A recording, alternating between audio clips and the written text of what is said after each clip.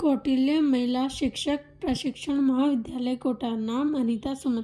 कक्षा बीएड प्रथम वर्ष, छात्राध्यापिका। विषय एक समान शैक्षिक संरचना।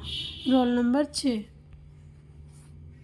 एक समान शैक्षिक संरचना प्राथमिक शिक्षा प्रणाली के अंतर्गत सारे देश में एक ही प्रकार की शैक्षिक संरचना लागू करने की योजना प्रस्तुत की गई। इस प्रकार 10+2+3 के ढांचे को संपूर्ण देश ने स्वीकार कर लिया है। प्रथम 10 वर्ष का इस प्रकार लागू किया गया है। प्रथम 5 वर्ष का प्राथमिक स्तर, 3 वर्ष का उच्च प्राथमिक, 2 वर्ष का सीनियर सेकेंडरी। राष्ट्रीय अधिकांश राज्यों ने इसे वास्तविक रूप से स्वीकार कर लिया। इस शैक्षिक संरचना में एक समान अवसर जताने से दृष्टिकोण निम्नलिखित प्रयास किए गए हैं। नवोदय विद्यालय की स्थापना। यह विद्यालय आशय से खोले गए हैं जिससे ग्रामीण एवं निर्धन वर्ग के ग्रामीण माता पिता के बुद्धिमान बालक को उत्तम शिक्षा प्राप्त करने के अवसर प्राप्त हो सके। माध्यमिक स्तर पर शिक्षा का व्यावसायीकरण।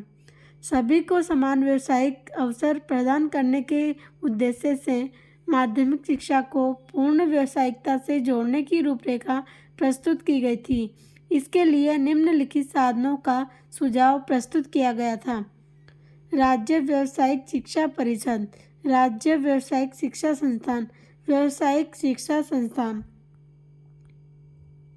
खुले विश्वविद्यालय की स्थापना।